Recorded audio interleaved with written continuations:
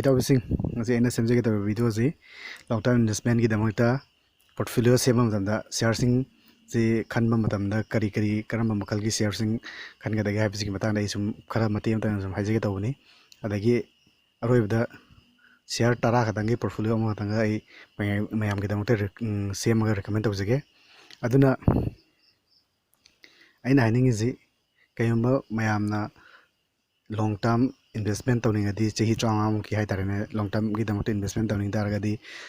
company sing khanba matamda kayani mogi sector sing haitarene sector sing je khanba matamda sector je aikoina khwaidagi pamba haitarene masa masa isa na khwaidagi pamba sector je manga daina tarupu khanbiraga adamaina sector dugi mal kano leader haitarene khwaidagi isto kano dugi ona sector dugi ona leader oriba number 1 2 da laiba share sing haitarene adudagi amaga daidi tungda laiba haitarene adum phai di khangba adumba small cap company haitarene small cap company amani maga adagi large cap company khwaidagi top ta laiba amaga sumaina khalaga sector manga taruki haitarene adamaina sector manga tarukdagi khalaga adamaina long term gi damakta portfolio je semanjaningi aduna ngasi aina semge tawriba kano je mayam gi damakta recommend tawge tawriba portfolio sida yawriba singje ai sum mari hajirake ahanbada aina khwaidagi pamjaba sector sing manunda chemical sector haitarane chemical sector dagi ai portfolio sigi oina mari khatang ai hajirake share haidi small cap ohumaga daidi kano leader oiba aduma sector sigi leader oiba company ma mari hajarke mari sidagi mayamna apamba ahum khalaga adum happy bayani ahanbada aina haningiba masigi portfolio sigi ahanba company je Pidilite Industry Limited haiba companies ni company je chemical sector ki company da aduma monopoly oiraba haitarene lamba irei leitraba adumba company amani aduna company sizu yamna maru oiba haitarene mayamna portfolio semba matamda company sizu sungoi soidana yahoningba haitarene aigi side gi aduma company amani company sigi market cap si 1,17,671 crore ni the current price is 2,316 adagi di dividend yield da 0.37 face value 1 adagi promoter holding je 70.1 return over 5 year da 25.9 adagi return over 10 year da 29.3 ani subda Rosary Biotech Limited hariba company duni company sizu yamna hoji yamna maming chaklaiba dumba small cap company amani company CBSM su NSE animal listing tawi company asigi market cap is 6,870 crore ni the current price the 1,250 face value 2 the promoter holding the 68.7 the sales growth 3 years the 33.2 5 year ga 10 year ga di yaudre maram di nauna listing to maramna ahum subda alkalama chemical limited hariba company ni company sizu inau nauna yamna phagol liba dumba chemical ke company amani company is BSM so NSE animal listing tawi company is market cap si 18,611 crore ne current price 3,645 dividend yield 0.27 face value 2 promoter holdings is 74.1 sales growth 3 years the 26.3 adagi di 5 year the 91.8 adagi return over 10 year the 70.5 chemical sector ki mari suba company si Binati Organic Limited hariba company duni company si jo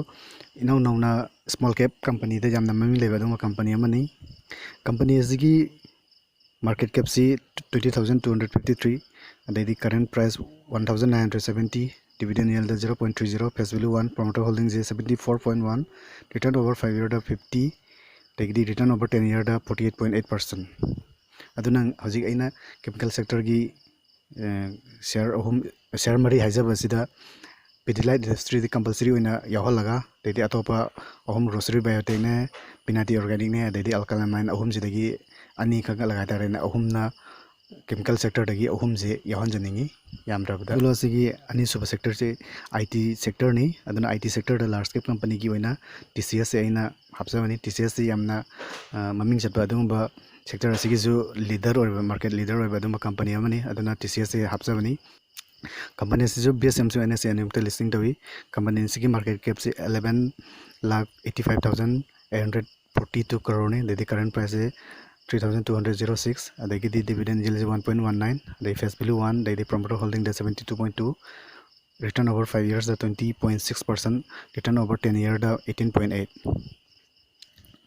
ani so the happiest mind technologies limited have a company duni company si IT ki lam da yamna maming chalaba dumba inau nauna market 2020 da tara na market listing to wadumba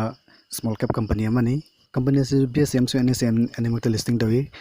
company की market cap से 21,905 करोड़ ने अदे current price से 1,492 अदे company की high low से share की high low से चाहिए मगी होना 1581 दे low दा 286 अदुना यम चाहिए मदमाना peak return से चौराना 5 times तकी है ना है तरह ने सरुक मंगा है ना वाजे चाहिए मैं मनुंग return peak रवा दुम्बा company अमनी dividend yield 0.20 face value 2 adai promoter holding 53.2 adagi return over 5 year ka 10 year ka diya to another company hoyna adai sales growth over 3 years to 19.7 portfolio sigi ahum suba sector je NBFC non banking finance ki sector haidar na dum company gi sector sini sector sigi oina I share ni ka haijege share ni ji manung da either or haido amana ni de manung da amatang thambiu ahan badaina recommend tawjege tawriba shares ji Bajaj Finance Limited hariba company duni company ji BSM so NSE animated listing tawi company ji market cap ji 3,58,647 crore ne the current price the 5,142 dividend yield is 0.17 face value 2 promoter holding is 56 return over 5 year 47.6 the return over 10 year 56.5% sector sigi ani suba company se motor finance limited are company duni company is BSM so NSE animated listing tawi company sigi market cap se 61,317 crore current price 1,528 dividend yield 1.31 and the face value 10 the promoter holding the 73.4 return over 5 years the 42% the return over 10 years the 24.1% adana ina hining is isa portfolio tarana portfolio adugi amount amount matu ina amount khara yam boy taragade ina agi wakanda di Bajaj Finance to ina happening